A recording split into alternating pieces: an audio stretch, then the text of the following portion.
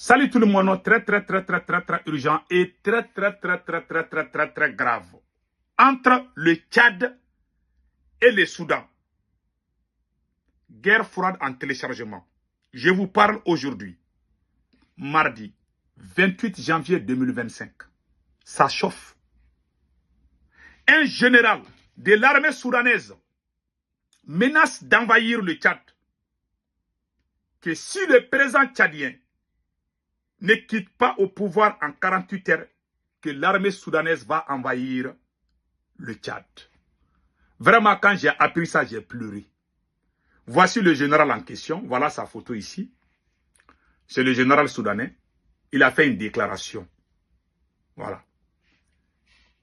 Pourquoi il a fait cette déclaration? On va décortiquer cela tout de suite. Et pire encore, il y a le ministre de l'économie soudanaise. Le ministre soudanaise de l'économie aussi a fait une déclaration accusant le Tchad d'être complice de El-Mehdi, le général El-Mehdi, qui est contre l'actuel président.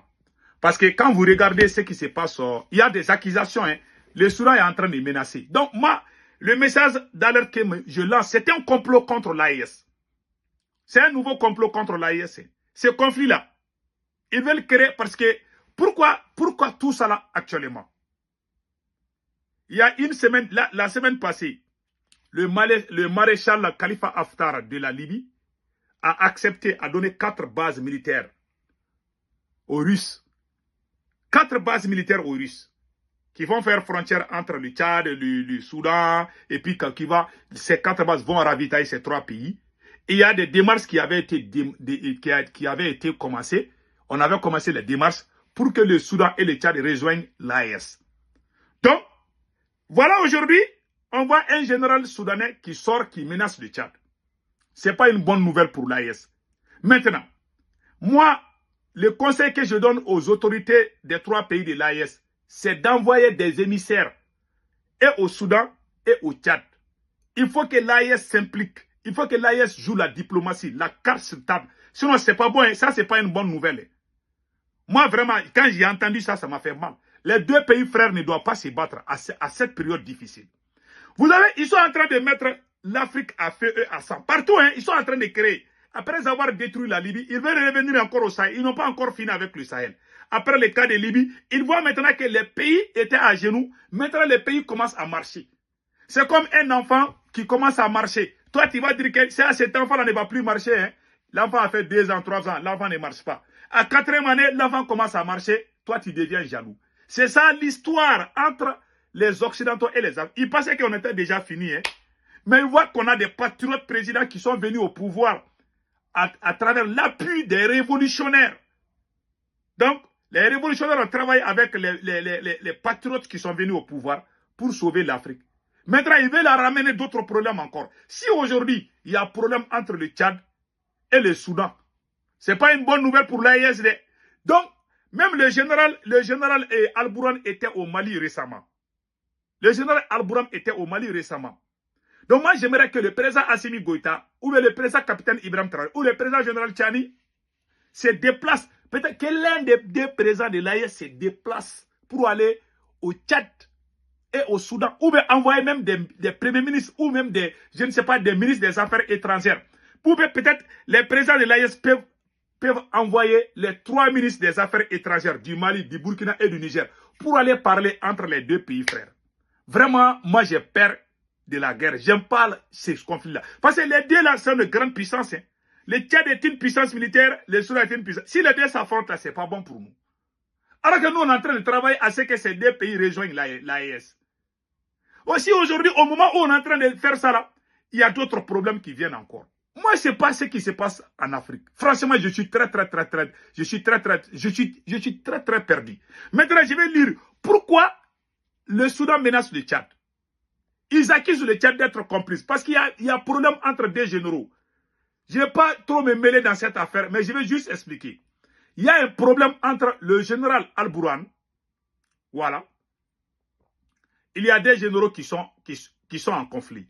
Voilà les 2 généraux. Voilà les 2 généraux qui sont en conflit. Voilà. Lui, c'est le président actuel du Soudan. Lui, c'est le général Elmiti qui a créé une rébellion contre l'actuel président. Ce sont ces deux généraux qui ont fait le coup d'État. Hein. Ces deux généraux-là, ce sont ces deux généraux qui ont renversé le président El-Béchir.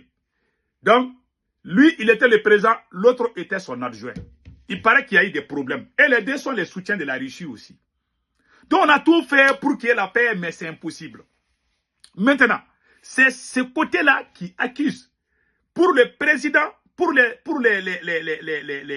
autorités tchadiennes, les autorités tchadiennes accusent le Tchad d'être derrière le rebelle général El-Béti. Ce sont ces deux. Lui, c'est lui qui a les forces rapides soutien quoi là. C'est lui qui dirige ça. C'est lui-même qui est le président de l'armée tchadienne. Donc les deux gros poissons sont en train de s'attaquer. C'est pas bon pour l'armée soudanaise. Donc maintenant, c'est le président actuel qui est en conflit avec le président du Tchad. Parce qu'ils accusent le Tchad et ils accusent le Tchad d'être derrière ce qui se passe aujourd'hui. Ils accusent le Tchad d'être derrière ce qui se passe. Donc maintenant, quelles sont les accusations? Je vais dire ça tout de suite. Écoutez ça très bien. Ils ont dit ceci. Écoutez ça très bien.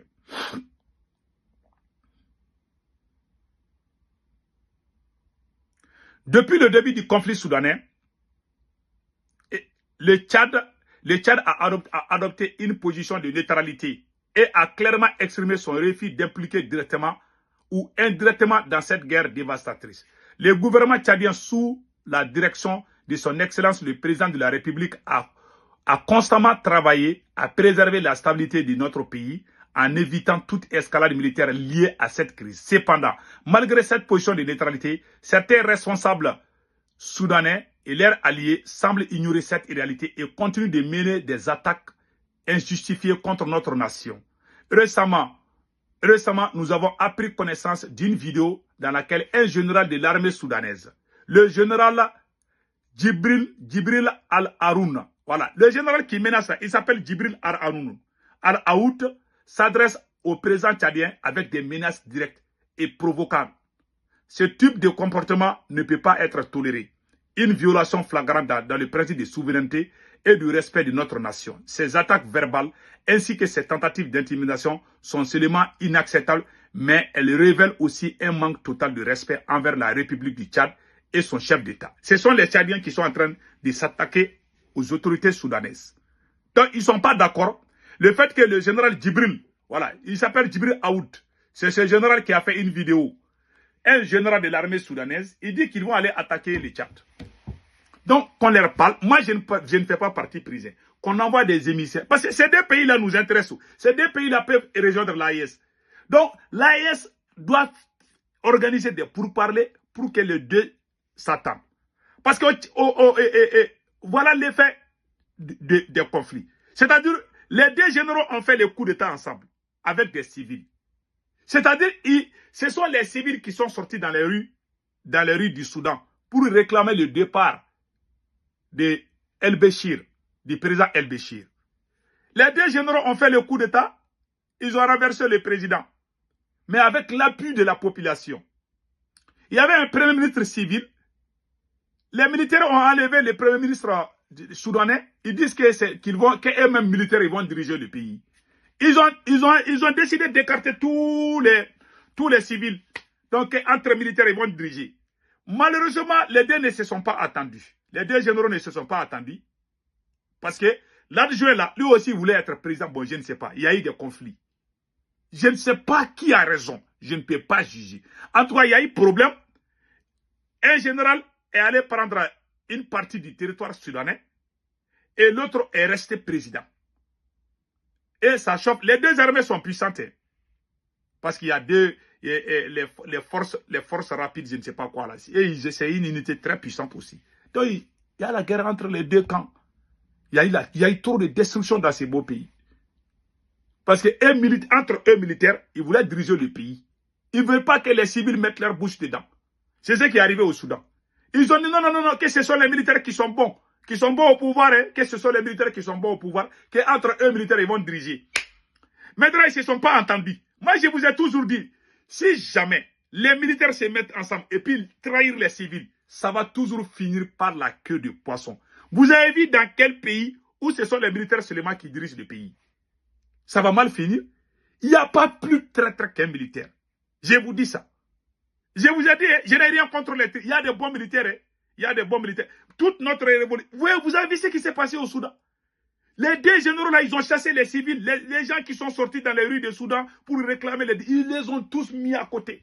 Ils ont enlevé le Premier ministre. Ils ont même mis le Premier ministre en prison. Les deux généraux ont travaillé ensemble pour trahir le peuple, la lutte du peuple. Et maintenant, comme il n'y a plus de civils, c'est entre eux-mêmes. Voilà ce qui arrive. Le pays est à feu et à sang. Il n'y a aucune nation sur cette planète où seulement ce sont les militaires qui peuvent gérer le pays. Il n'y en a pas. Il n'y en a pas. Tous les militaires qui ont tenté, ils ont fini par s'entretuer entre eux-mêmes. Nous avons vu le cas du coup d'État du Mali en 1968. Le général Moussa Traoré, les CMLN, ils étaient des officiers et des sous-officiers qui ont fait le coup d'État. Ils ont chassé tous les civils, entre eux militaires sont restés au pouvoir. Ça peut faire un moment, mais il n'y a pas de finition. Tôt ou tard, ils vont se trahir. Tôt ou tard, quand ils mettent seulement militaires au pouvoir, ils vont se trahir eux-mêmes. Ça, c'est clair. Ça ne va jamais se terminer. Hein. Ils vont se trahir eux-mêmes. Parce que l'autre va dire que toi et moi, toi aussi, il faut que tu quittes. Moi, je viens. Il y a la jalousie, il y a la trahison, il y a tout dedans. Donc maintenant, ces officiers-là se sont attaqués. Moussa Traoré a fini par se débarrasser de tous les autres officiers. Certains sont morts dans le désert, d'autres ont été torturés, d'autres ont été fusillés. Donc, il y a eu tout ça. C'est pour cela, quand vous voyez l'Iran là, ces trucs-là, c'est une leçon de vie pour tous les gens qui pensent que ce sont les militaires seulement qui peuvent diriger une nation. C'est des gens qui n'ont pas de tête. Il n'y a pas une nation que ce sont les militaires seulement qui peuvent. On a besoin de bons fils. Il y a les bons militaires. Il y a des bons civils. On se mélange, on travaille ensemble. Mais d'un seul côté là, si ça continue comme ça, ça va tuer le pays. Le cas est arrivé au Mali en 1968, quand il y a eu le coup d'État. Les militaires, ils étaient entre eux, ils ont fini par s'entretuer. Le deuxième cas est arrivé au Soudan. Donc, il faut travailler avec ceux qui sont bien. Il y a des bons militaires, comme il y a des traîtres militaires. Mais en matière de trahison, là, il n'y a pas quelqu'un qui est plus facile à manipuler qu'un militaire. Ça, c'est la pire vérité. Tous ceux qui ont trahi la révolution sont des militaires. Tous ceux qui ont trahi, quand on a eu l'indépendance, tous ceux qui ont trahi, la première trahison, c'est venu des militaires. Ça, c'est la vérité. Et c'est ce qui est arrivé au Soudan aussi. Il y a des bons militaires. Hein. Je ne dis pas que le militaire n'est pas bon. Hein. Mais en matière de trahison, je vous donne un troisième exemple. Quand vous partez au Venezuela, par exemple, le président Maduro, quand il a pris le pouvoir, il est allé voir l'Iran. L'Iran a dit, si tu veux durer au pouvoir, là, il faut armer le peuple. Si tu vas avec l'armée seulement, tu es révolutionnaire. Tu vas avec l'armée seulement. Tu n'as pas une armée parallèle. Tu n'as pas les révolutionnaires armés. Quand tu vas en Iran, là, il y a ce qu'on appelle les gardiens de la révolution. Ces gardiens de la révolution, là, c'est une armée révolutionnaire. Il faut une armée. Quand une armée n'est pas révolutionnaire, il peut y avoir des infiltrés dedans. Il n'existe aucune armée révolutionnaire en Afrique. Il n'y en a pas. Il peut y avoir des officiers supérieurs qui sont révolutionnaires. Mais une armée révolutionnaire, je vois ça seulement peut-être en Algérie. En Algérie, parce que les Algériens là, il ne faut pas les voir qu'on ne les aime pas là. C'est une armée révolutionnaire. L'armée algérienne est une armée révolutionnaire. Ça, je vous dis, hein, c'est une armée de la gauche même. Ils peuvent faire des jeux avec nous là, mais entre eux-mêmes là, ils se comprennent très bien. Si quelqu'un n'est pas bon, l'armée s'attente et puis ils enlèvent la personne. Donc la seule armée en Afrique que je peux dire que c'est l'armée révolutionnaire, ça c'est l'armée algérienne. Même si il n'y a pas de problème, même s'il y a problème entre nous. Mais quand le président Maduro a demandé à l'Iran, l'Iran a dit que si tu veux durer au pouvoir, il faut armer le peuple. Il ne faut pas trop compter sur les officiers supérieurs. Comment l'État a donné raison? Maduro, quand Trump était président en 2018 ou 2017, il y a eu les élections, je pense bien, à Caracas, au Venezuela. 80% des officiers supérieurs étaient infiltrés par les Occidentaux. Ils étaient prêts à attaquer le président. Quand quelqu'un veut trahir la révolution, ça vient du côté de l'armée, pas du peuple. C'est le côté armé qui trahit tout le temps. Mettez-vous ça dans la tête. Tous ces problèmes-là, c'est l'armée. Je vous dis ça. C'est eux les problèmes. Donc, l'armée a trahi. Ce sont les jeunes. Il y avait 2 millions de réservistes qui étaient tous armés. Quand ils ont commencé à parler là, ils ont eu peur. Mais si tu comptes seulement sur l'armée, et que ton armée n'est pas une armée révolutionnaire, là, tu es fini. Tu es cuit. Un président algérien peut attaquer la France. Aucun soldat algérien ne va faire le coup d'État parce que toi, tu as dit quelque chose contre la France. Parce que toute l'Algérie, ils font des business avec la France, mais ils ne s'aiment pas. Souvent, ils ont des intérêts communs, mais ils ne s'aiment pas. Tu ne verras jamais un coup d'État en Algérie. Depuis 1960 jusqu'à nos jours, tu ne verras jamais un coup d'État en faveur de la France. Tu ne verras pas ça en Algérie. Jusqu'à la fin de l'humanité. Ils sont directs. Ils sont mauvais, mais ils sont ensemble contre la France. Nous, on ne peut pas faire ça. Chez nous, tu vas trouver des officiers qui sont amoureux de la France, qui ont des maisons en France, qui travaillent avec la DGSE française. Et tout le monde sait ça. Tu vois ça chez nous, tu vois ça partout. Donc, le conflit Soudan et l'autre là, faisons beaucoup attention. On vient d'apprendre que plus de 500 terreaux ont accepté de déposer les armes. Voilà. 500 terreaux ont déposé les armes au Niger. Vraiment bravo aux autorités du Niger. Ça, c'est un grand pas. Ça, c'est une grande victoire. 500 terreaux ont déposé les armes. Tous des jeunes. Ils disent qu'ils sont fatigués, que ce combat les fatigue. Vraiment, ça, c'est une excellente nouvelle. Voilà ce qu'on vient d'apprendre tout de suite.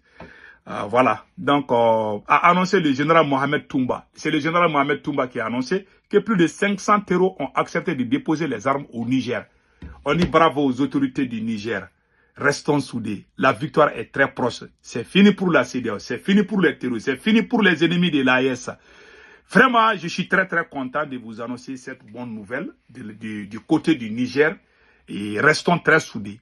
La victoire est proche. La victoire n'est pas du tout loin. Passez excellente journée. Il y a des gens qui disent qu'ils ne sont pas d'accord avec excellent week-end. Donc je vais cesser de dire ça. Passez excellente journée. Bye bye.